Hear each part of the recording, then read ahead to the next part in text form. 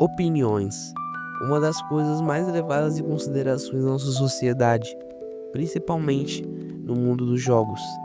Logicamente, temos que saber os jogos que iremos comprar ou não comprar. Não podemos comprar jogos em vão. Temos que ver reacts, o que as pessoas acharam e por aí vai. Mas será que essas opiniões realmente têm que ser levadas a sério? Fala galera, beleza? Tudo bem? Aqui quem tá falando é o mano de vocês, LinkedIn, mas pode chamar de LinkedIn. E hoje estaremos falando sobre a opinião no mundo dos games. E o que eu quero dizer sobre isso? Hoje em dia, videogame, como um vídeo até que eu fiz, é artigo de luxo. É incrível, cara. É extremamente caro. Um jogo tá custando na faixa de seus R$ 300 e pode estar custando futuramente até os seus 400 a R$ 500, e é um preço absurdo. E por causa disso, muitas pessoas, antes de comprar qualquer jogo, vai ver basicamente o que? React, o que as pessoas acharam, a minha opinião, vale a pena ou não? Aqueles clássicos títulos do YouTube. Mas hoje eu quero trazer o contraponto disso tudo. Que será que fazer isso realmente tem um sentido? E eu comecei a ter essa reflexão porque recentemente eu joguei The Last of Us Part 2, que é um jogo que, cara, eu fiquei muito na dúvida se eu ia comprar, porque eu vi muita gente criticando The Last of Us Part 2. Mas, tipo assim, muita gente criticando. É uma parada bizarra. E eu fiquei realmente pensando, cara, será que eu compro? Será que eu não compro? E eu comprei. E eu fiquei com medo. Será que eu tomei a pior decisão da minha vida? E quando eu fui ver, cara, um dos melhores jogos que eu joguei de boa na minha vida. The Last of Us 2, na minha opinião, é genial. E simplesmente eu ver tantas pessoas criticando The Last of Us 2 e basicamente quase fazendo eu não comprar ele, me fez pensar, será que a opinião de outras pessoas para escolher ou comprar jogos, no fim, tem algum sentido? Vamos primeiro destrinchar isso.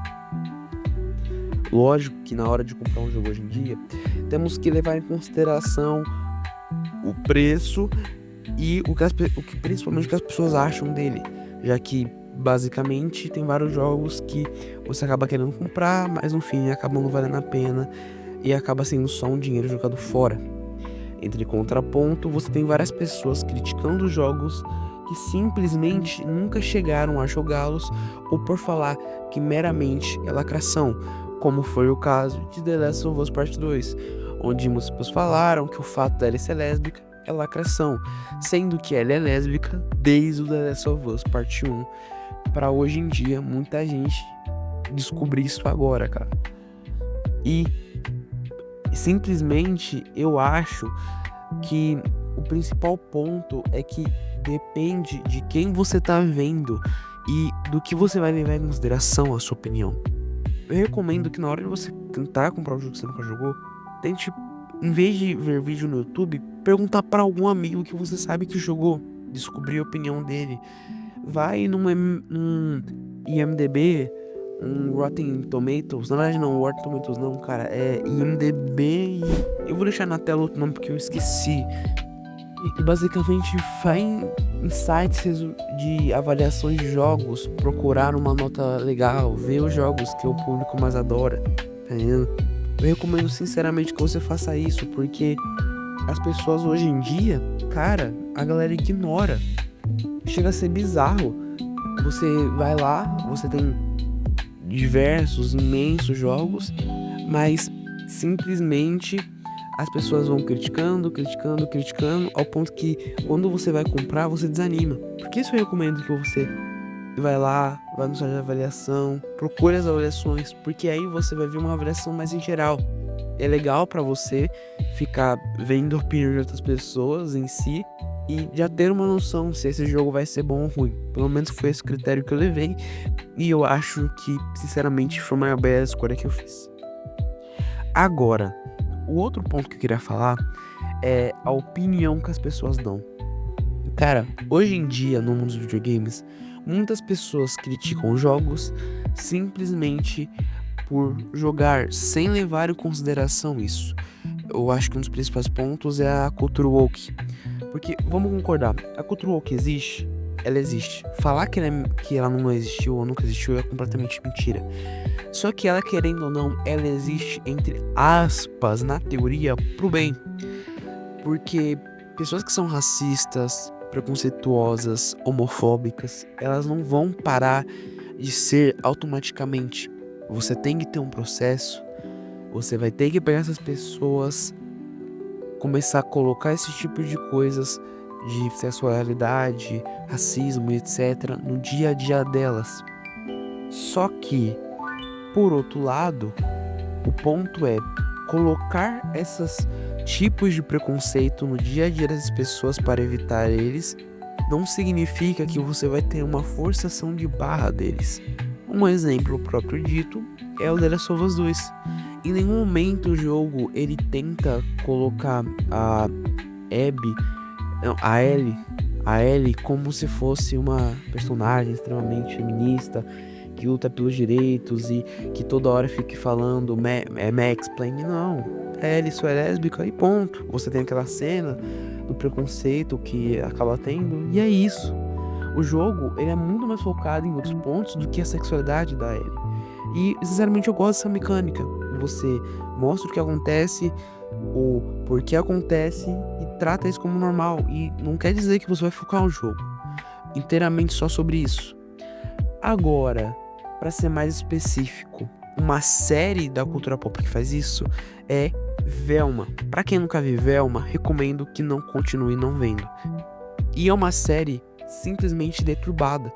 Porque o fato dela ser lésbica não é um assunto que vai lá, tá lá, acontece é isso, dane-se, acabou. Não, é um assunto que é incrível. Ele fica voltando, indo toda hora, como se fosse até a trama principal do bagulho, sabe? E simplesmente a cada frase que ela lança por segundo de lacração, de mimimi, de machismo, de racismo, que, cara, chega até você simplesmente começar a ter um saco, um ódio pela personagem, porque ela é muito ruim, cara. Ela é muito ruim.